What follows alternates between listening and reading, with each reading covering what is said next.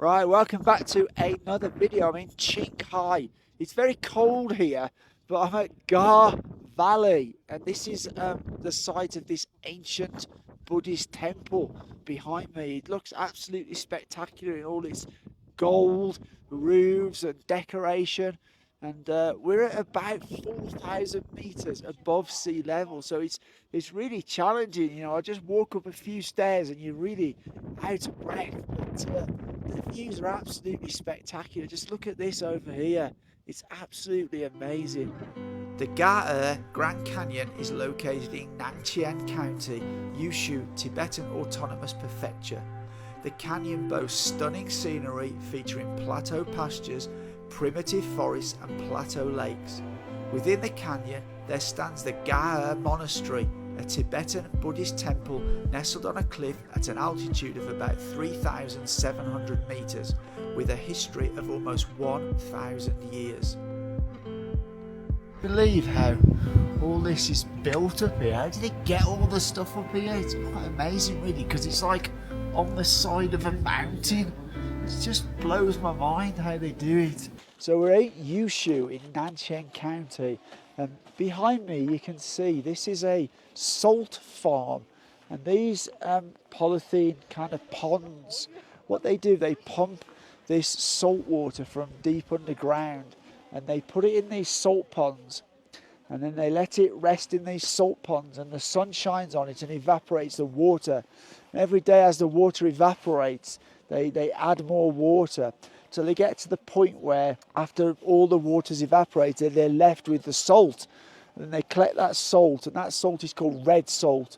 And this area is very, very famous for this red salt. This is one of a number of salt farms in the area. And then that salt is then used, they sell it because it has medicinal purposes. They think it's good to soak your feet in. But also they feed it to the yaks, and yaks is a major source of income in this area. It's for food. They sell the yaks to bring income in. They use them to produce milk, which then they produce yogurts and cheeses from, and they're able to sell them. It's the first time I've seen a salt farm in all my life. And this is what it is when it's all packaged and ready to sell. Kind of great that they can make an income from the natural resources within the ground. I never knew this kind of thing existed, so it's very interesting to see. I hope they can market it so it's a well-known product throughout the world, and it will provide a lot of income for them. I think it's good. There's a pair of black-necked cranes over there in the distance. So this is Bolong Wetlands Area, and it was the very first protected wetlands area in China. It's the fourth largest in Qinghai province. It was established in around 1984, and at that time they only had 22 of the endangered species of the black-necked crane. Currently they have around 130, 140, but it's a very important place. It's about 100 square kilometers, but it's home to more than 140 species of different birds, and it's an important migration station. When birds are migrating from one area of the world to another, many will stop here for a day or a few weeks to get food and rest, and then they will be on the way. It's just a beautiful, beautiful wetlands. You know, it's kind of like an oil painting, really. It's beautiful. So I'd like to interview here Nobu. Nobu is a Tibetan. Hey, you were telling me earlier that you see all life as equal on the planet, right? And that's why you have areas like this where you really protect and care for animals. And that's really in Tibetan culture, right? Yeah, that's really in Tibetan culture, because we believe next life term. So maybe my next life I will be the animal. So you might be the crane or the bird. Yeah. So today the crane maybe is my parents. Like, we have to protect them. I'm learning a lot about the Tibetan culture, and it's great to be able to speak to somebody from the Tibetan culture to learn these things. So thank you very much. Thank you. I really appreciate that. Thank you. Yeah, thank you for.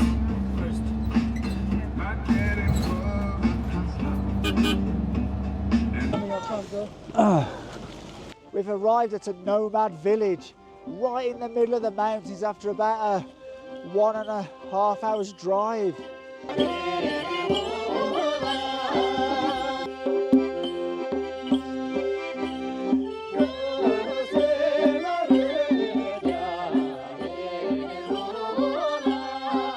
This is as remote living as it gets, isn't it? This is like so in the middle of the mountains. You know, there's no Waimai deliveries here or Starbucks around the corner to get a coffee from. This is really like nomad living. Whoa, this place is pretty cool. Look at this. It's like a themed area.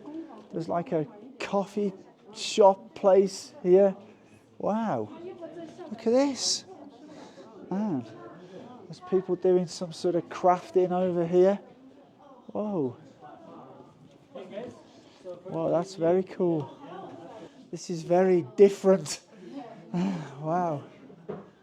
This is a traditional. Is it a heater or a cooker? Both. Oh, look, you put the stuff in here, look. I bet this is made from dung. Yes, it is. Yes, it is. This is dung that they're burning. And you put it in here, look. See? You can see it all burning in here. This is kind of like what you would have in the West, we call an aga. And it's a traditional kind of oven which has hot plates and you feed it with wood, a wood-fired aga. But very, very few people have those anymore, but we would have had them in farmhouses.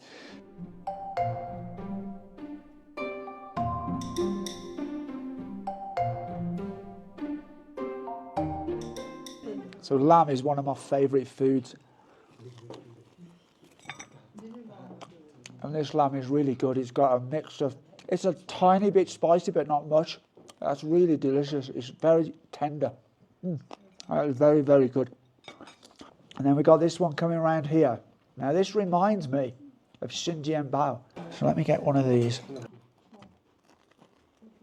This is local. Oh yeah, that is very, very good. That's a beef kind of dumpling. It's a little bit like cow bowser, but the outside is different, but the taste is similar. That's very, very good. We've got our bag and we're going to collect. Guess what we're going to collect? You have to watch the video in a minute and you'll see. So here we go, look. We've got a pile here and one by one into there it goes, look. But in for a penny, in for a pound. There you go, look. Oh, there's a big one here, look. Oh, that's huge. You don't eat it, right? You do? So, you see. Really? That's a... Oh my God. That's too far for me. Same, actually same. That's the same. Really? Oh, that's one step too far for me. I'm sorry. It's like, You wanna? no, I can't. I can't Really, do that. that's same as I believe you, but I can't do that. That's too much.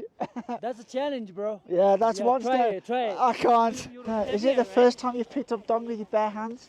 No. Oh. In Sweden we do that sometimes and throw at each other. And having young children, you're used to this I'm used to handling messy situations. Yeah. Yeah. But I think it's good that they're actually using this for something. Yeah. Like we saw earlier, they were cooking, and they're actually Yeah. putting the dung as the Yeah. fuel in the It's a stove. much better very- way than to dig it for coal. Yeah, 'Cause it's very usually- ecological, yeah. isn't it? In this area, otherwise people often use coal, but Tibetans use yak dung. Yeah, that's so really good. Great, yeah. Well, if you haven't seen Miriam's channel, pop over. What's your channel name? It's Miriam Feline, Milita Ija, Because you're Yeah. from Sweden. Sweden, Yeah. but well, you're living in Qinghai. yeah, and you're Yeah. married to a Chinese guy, Yes, right? And here in Qinghai. This here's Adam. Adam also has a YouTube channel. What's your channel name, Adam? The China Adventure. The China Adventure. So And if this you, is the sort of things Yeah. we're doing, right? and I've got a couple of questions for you. What's up? Is it your first time you've collected dung? This is the first time I've collected any sort of animal waste. It's kind of a bit weird picking up with your hands. Yeah. But to be fair, hands not seem too- to yeah. be relatively good. You just need to check that it's kind of dry first, Exactly. don't you?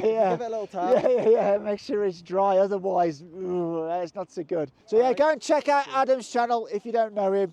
Go and His videos are great. Round China, really good. When you first think about it, it sounds like, oh no, but actually there's something that's really quite therapeutic about it. You're in the open land, and there's just something nice about just being out in the open among these mountains. And I've just had a conversation with this local woman here. She has told me that for a family of 4, they will kill 1 yak, and it will last that family for eating about 6 months. And they cut it all up, and then they will store it in freezer. 2 yaks will keep a family fed for a year. She told me normally they don't kill a yak until it's 5 years old, mature. And they tend to kill the males more than the females, because I presume the males don't produce milk. It's really interesting to find out things I never knew before coming here. Yichukar Villa, with its Tibetan architectural style, offers an authentic rural life experience, including activities like horse riding, grassland bonfire parties, mountain biking, animal feeding, and experiencing traditional craftsmanship skills. Just putting the pattern into the steel. It's all handmade stuff. These are some knives here, look, that are not finished. So they're still making all the parts. Look, these are the parts they've made for the handles, and they will put different parts here.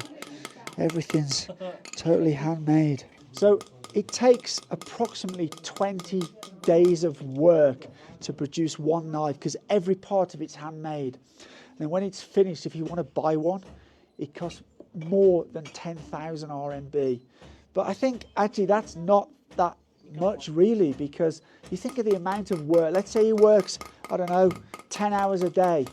That'll be like 200 hours of labour that's gone into that. So actually 10,000 RMB sounds a lot, but actually for something that's completely handmade, it's very, very reasonable.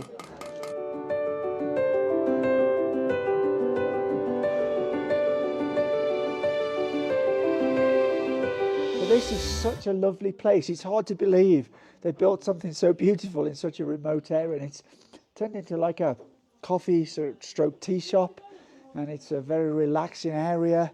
You know, I could imagine myself coming here, working on my laptop, just chilling. It's really, really nice. And this is really interesting because in the workshop earlier, we saw them making these, and they're so decorative. And look how good that top fits. It's such a good fit. There's virtually zero tolerance in there. That is absolutely amazing. The way that's been made, it's just fantastic. They've even put like a stone in the top.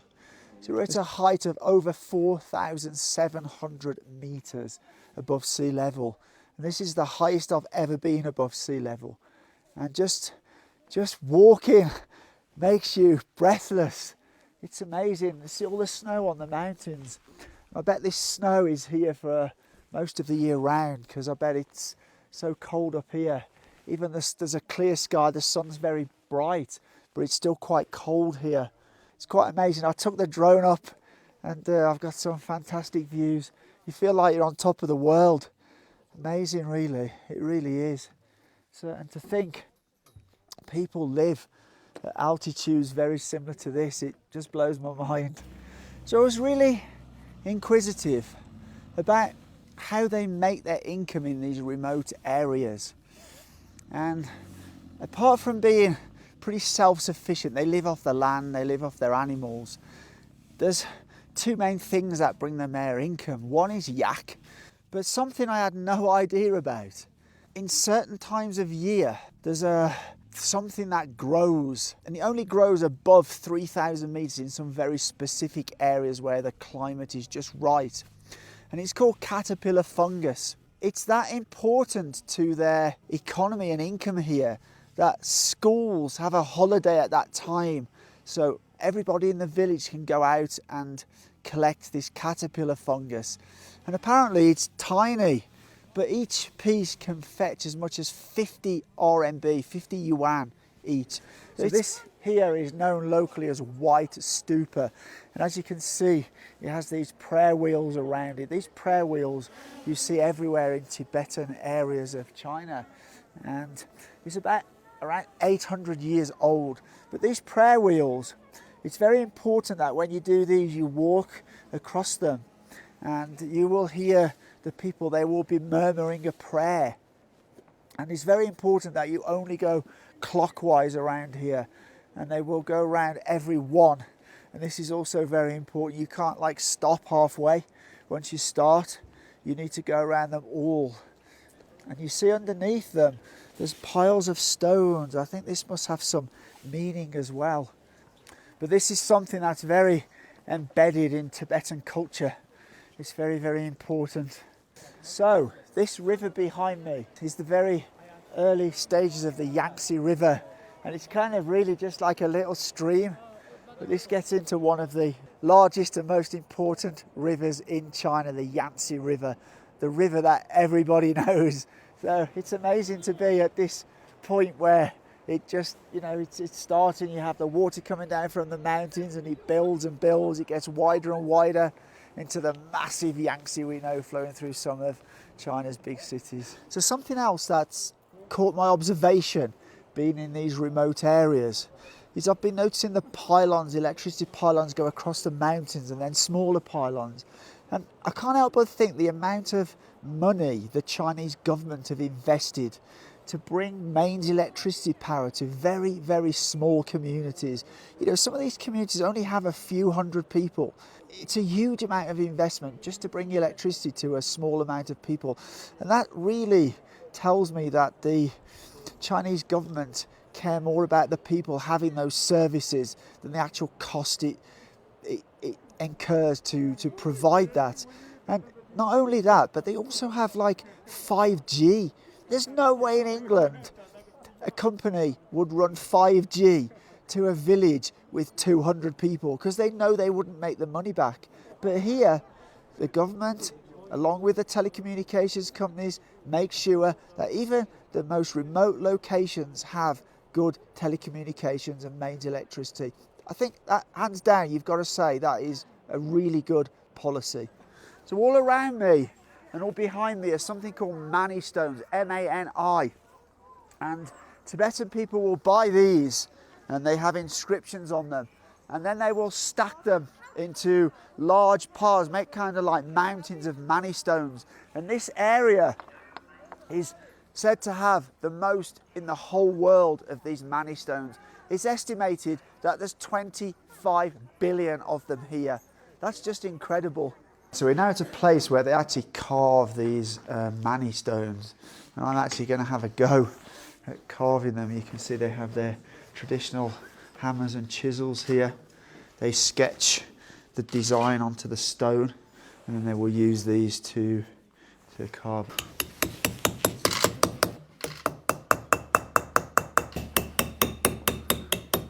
Okay.